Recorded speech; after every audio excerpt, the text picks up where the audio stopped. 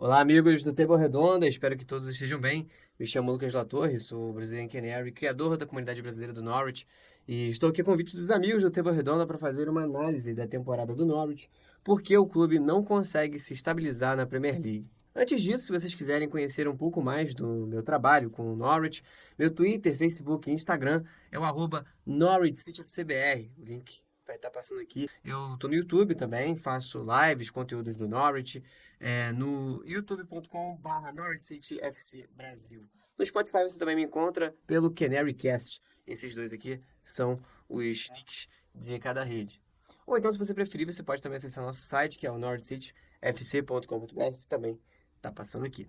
Você vai encontrar conteúdos de opinião, história do clube, né? Vários artilheiros, a origem do Norwich, a origem das cores, enfim, os jogadores que mais vezes vestiram a camisa do clube, muito mais conteúdo para vocês. Bom, sobre a temporada.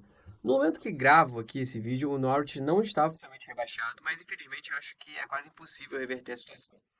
Então vou analisar esse cenário como base, tá bom, pessoal? E também vou fazer uma análise junto ao que aconteceu na última vinda ao Norwich na Premier League. Então, qual o motivo do clube não se estabilizar na Premier League? Bom, nos dois últimos acessos com o Daniel Fark, cometemos o mesmo erro. Qual é esse erro? Não investimos em contratações para a zaga. Apostamos em jogadores que não têm perfil decisivo e não têm perfil competitivo para uma liga como a Premier League. Na primeira subida, a verdade é que o clube não tinha grana para poder investir esse dinheiro. E o Norwich, como é um clube autossustentável, ou seja, resumindo muito a história, é um clube que compra jogadores a partir do que arrecada com vendas e outras formas de conseguir lucro, acaba sendo um clube que se torna limitado financeiramente, né? Sem investidores, como o Big Six e o Newcastle mais recentemente. Sem experiência numa liga como a Premier League e sem investimentos, fora o desgaste do momento da pandemia, com jogadores doentes, lesionados, a ponto do Norwich ter 15 jogadores desfalcando o elenco ao longo da temporada, mais exatamente ali por volta de novembro e dezembro, o Norwich com tantas coisas contra, né, mais esses jogadores indisponíveis, fez com que o eventual rebaixamento acontecesse, mas que foi até bom para que o Farc, naquela ocasião, tivesse um termômetro do que funciona e do que não funciona na Premier League. E só que dessa vez o erro foi mais agravante, porque foi não só a falta de grana. Na verdade, o Norte até teve dinheiro nessa janela da temporada atual. Não foi muita grana, né? O Norte conseguiu investir 40 milhões de libras em contratações, no total de 11 contratações. Contudo, somente uma delas foi para a zaga, que foi o zagueiro Kabak, por empréstimo do Schalke 04, e mesmo assim não foi suficiente. O Kabak, infelizmente, ele não é um jogador de Premier League, ele é muito afobado, erra lances muito bobos, assim, e infelizmente nos custou alguns pontos, inclusive, ao longo da temporada. Ou seja, Farc foi demitido com razão, e o nosso diretor, né, o Stuart Weber, ficou mais pressionado do que nunca.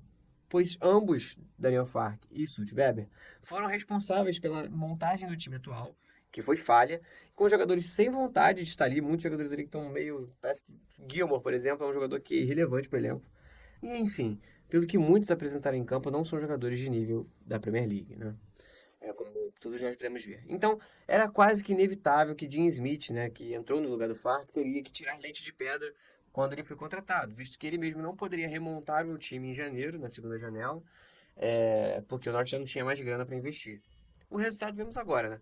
O Lee Smith, que teve uma sequência até boa, num certo momento, tirando o time da zona de rebaixamento, mas aí é aquilo, né? Com o grande investimento do Newcastle e com os jogos adiados do Burnley, os outros clubes, inclusive, também tiveram os outros jogos adiados, o Norte fazendo jogos em sequência, acabou com que, com o tempo, né, com esses jogos sendo concluídos, o Norte fosse ultrapassado e voltasse para a zona de rebaixamento.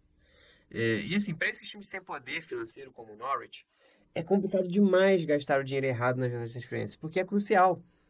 Como aconteceu, né? O Norwich gastou errado, foi mal na janela, condenou a temporada, trocou de técnico e o técnico que chegou não pôde fazer nada, assim, para trazer pessoas de fora, para jogadores de fora, para poder melhorar o elenco e adaptar para o seu estilo de jogo, né? O Dean Smith teve que usar o que o Fark tinha planejado. Então, isso condena a temporada.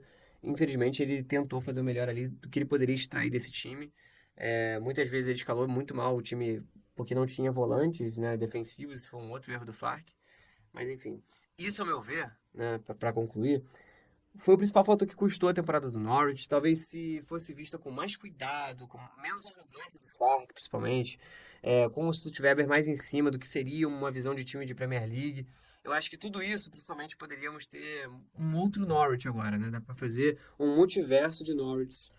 Se a gente pensar como é que seria essa janela de transferência se tivesse sido feita com mais cuidado. E se tivéssemos trocado de técnico na hora que subiu, né, o Farc campeão, trocar de técnico na hora e deixa um novo técnico fazer aquela janela de transferências, enfim. Eu até entendo a permanência do Farc naquele momento, sou muito grato pelo que ele fez.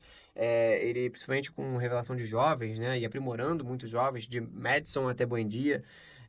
Sou muito grato ao que ele fez. Mas sou totalmente contra as decisões de mercado que ele fez com o aval do nosso diretor de futebol.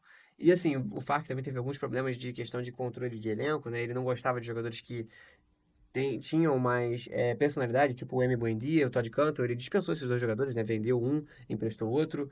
Bom, no caso, o Todd Cantor não foi ele que emprestou, mas ele deixou claro que não queria o Todd Cantor no time. Além disso, ele liberou jogadores como Tete e Mario Vrancic, dois excelentes jogadores de elenco, que têm experiência de Premier League, inclusive. Então, não deu para entender o que o Farc quis fazer nessa temporada, que, novamente, né, condenou aí, principalmente com o coitado do Dean Smith ter que arcar com as consequências, né? E o torcedor sofrendo junto. E por isso que o que eu concluo é o seguinte: a má direção esportiva nessa temporada, nessas duas temporadas, com contratações que foram cruciais para uma falha na nossa permanência da Premier League, foram o que fizeram essa permanência da Premier League ser adiada novamente e provavelmente aí condenando o Norte a mais um rebaixamento. Se tivesse sido feito com mais cuidado, mais calma, por menos dinheiro que o Norte tivesse, se tivesse sido uma contratação exata, pontual, e não liberasse tantos jogadores que são bons, que eram bons para o time, talvez o Norte teria tido um novo futuro aí, um futuro diferente do que temos hoje e quem sabe aí, né, ter permanecido na Premier League. Então, essa é a minha análise. Eu agradeço a todos aí que acompanharam até aqui. Um forte abraço e on the ball, City!